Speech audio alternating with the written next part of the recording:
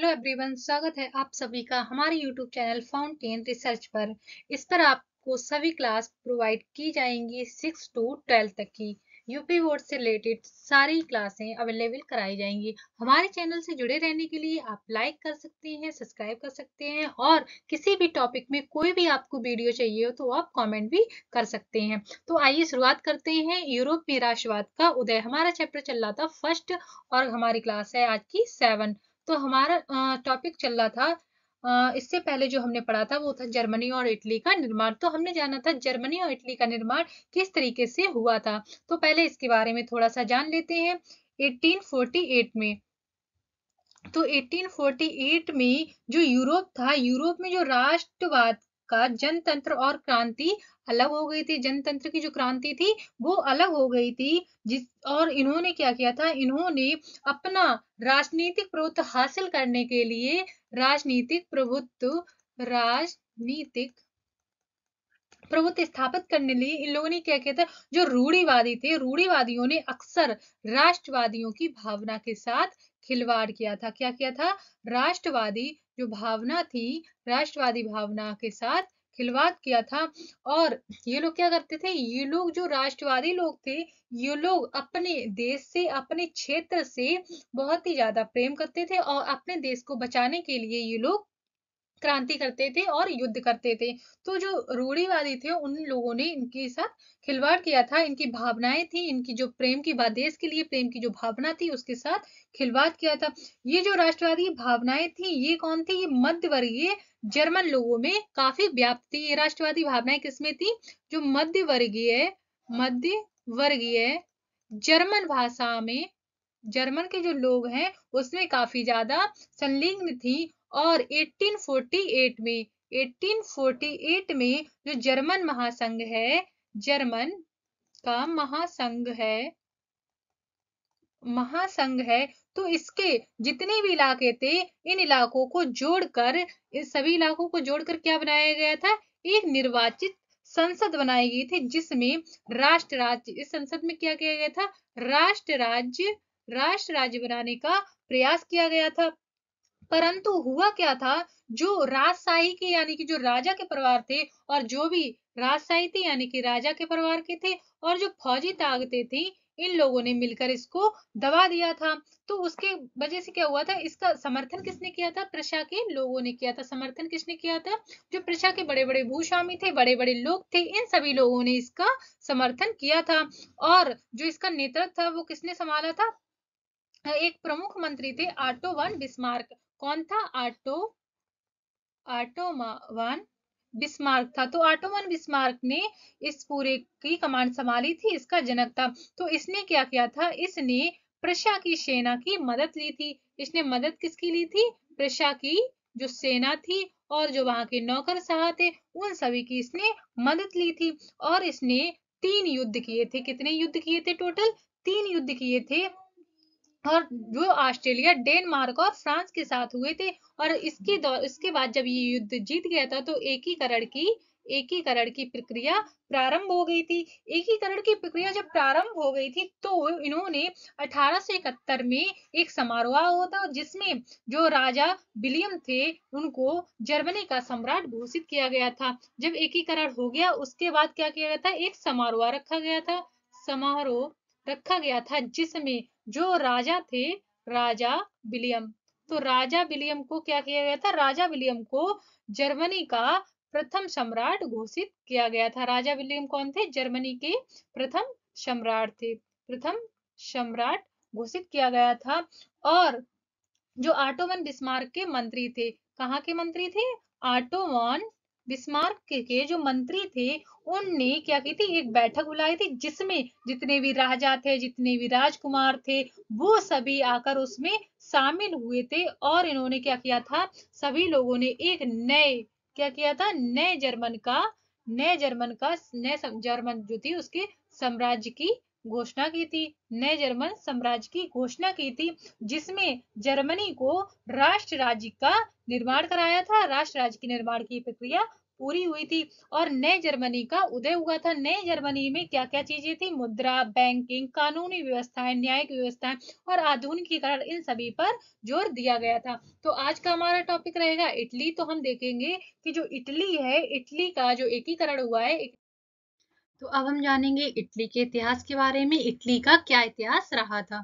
तो इटली का एक बहुत ही लंबा इतिहास रहा था। इटली का इतिहास कैसा है? काफी लंबा है, जिसमें जो इसका क्या हुआ था, इटली का जो है अलग अलग पहले विखंडन हो गया था, यानी कि अलग अलग टुकड़ों में बटी हुई थी, अलग अलग भागों में बटी हुई थी।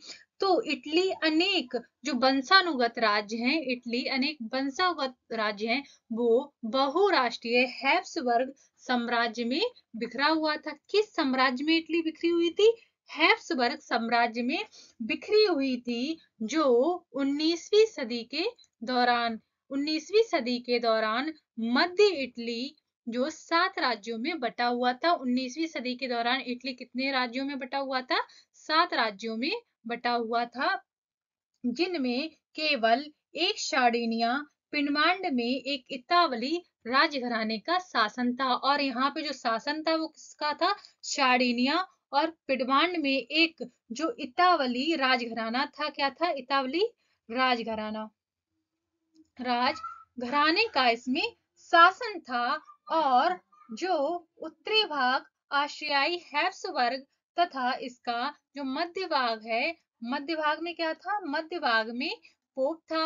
और जो इसका दक्षिणी भाग है, दक्षिणी भाग में किसका शासन था? स्पेन के जो राजा बुर्बो है, स्पेन के राजा बुर्बो का शासन था। और जो ये सब किसके अधीन थे? राजा के अधीन थे। जो इतावली भाषा है, इतावली भाषा जो साझा रूप से हासिल नहीं की गई थी, जो अभी तक विविध क्षेत्रों में बटी हुई थी। 1830 के दशक में जोसेफ मैसनी ने एकीकृत इतावली गणराज्य की स्थापना की थी। तो जोसेफ मैसनी ने, अगर पूछा जाता है किसकी स्थापना की थी, तो जोसेफ मैसनी ने एकीकृत इतावली गणराज्य की स्थापना की थी। कौन सी सन में की थी? 1830 में की थी। और इन्होंने एक कार्यक्रम प्रस्तुत किया, जिसके उद्देश्यों की पूर्ति करने के लिए इन्होंने यंग इटली नामक एक गुप्त संगठन भी बनाया था।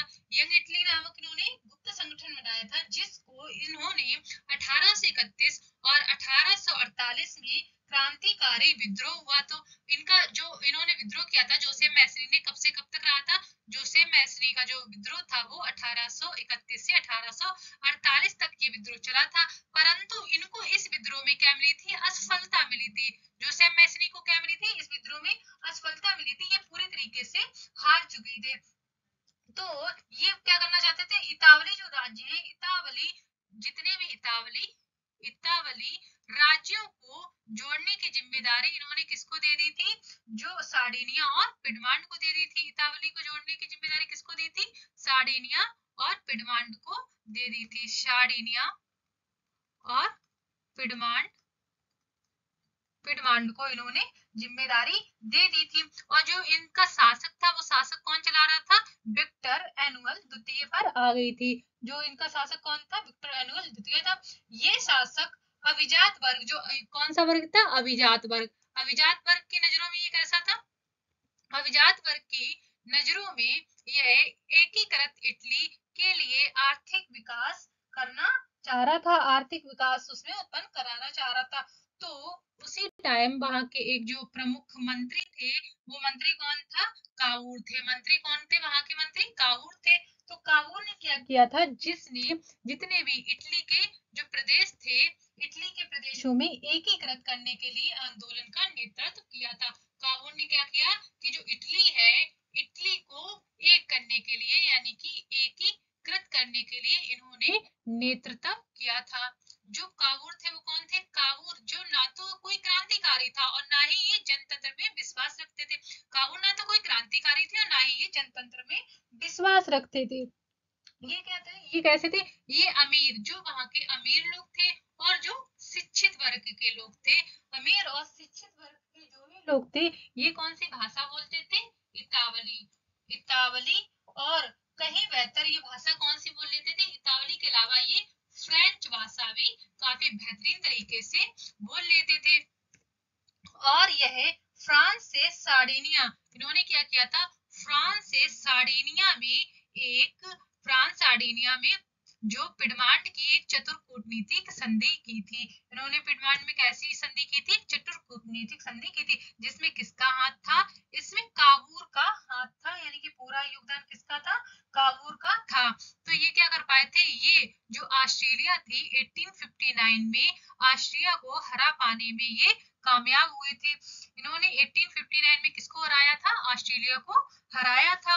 और इन्होंने जो नियमित सैनिक थे, सैनिकों के अलावा कौन था, सैनिकों के अलावा जो जोसेफ मैसनी थे, जोसेफ गैरीवाल्डी थी, तो जोसेफ गैरीवाल्डी के नेतृत्व में इन्होंने भारी संख्या में, काफी बड़ी संख्या में इन्होंने सशस्त्र, यानी कि जिनके पास अपने अस्त्र शस्त्र, स्वयं सेवकों ने इस युद्ध में हिस्सा लिया था। यानी कि जो स्वयं से युद्ध करना चाह रहे थे, स्वयं से युद्ध में आना चाह रहे थे, जिनके पास अपने खुद के सशस्त्र थे, जिनके पास अपने खुद के हथियार थे, खुद के क्या थे, हथियार थे, इन लोगों ने इसमें हिस्सा लिया था।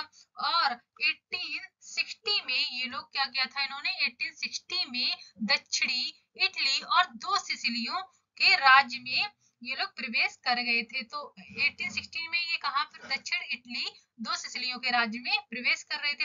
अब ये सिसिली क्या है, सिसिली राज्य का इटली, जो इटली है, इटली का ही एक हिस्सा है। सिसिली क्या है, इटली का ही एक हिस्सा है, जो भूमध्य सागर का द्वीप है और जो इटली क्षेत्र का निर्माण करता है। स्पेनी शासकों को हटाने के लिए स्थायी किसानों का समर्थन दिया गया। जो स्पेनी शासक थे, इनको हटाने के लिए किसानों ने इनका समर्थन किया था। और जो एनुअल द्वितीय को एकीकृत इटली का शासक बनाया गया था, यानी कि वहां का राजा बनाया गया था। 1861 में एनुअल द्वितीय को वहां का राजा बनाया गया था। और इटली में लोग थे, वो कैसी थी, उनकी निरक्षरता दर काफी ऊंची थी।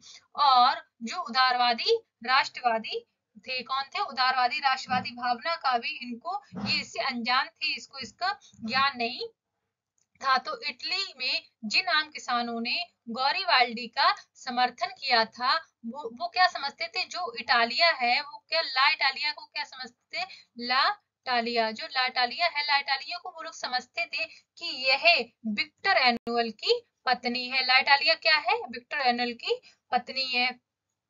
तो आई होप कि आपको ये टॉपिक समझ में आया हो। अगर समझ में आया हो तो लाइक और सब्सक्राइब कीजिए। Thank you so much.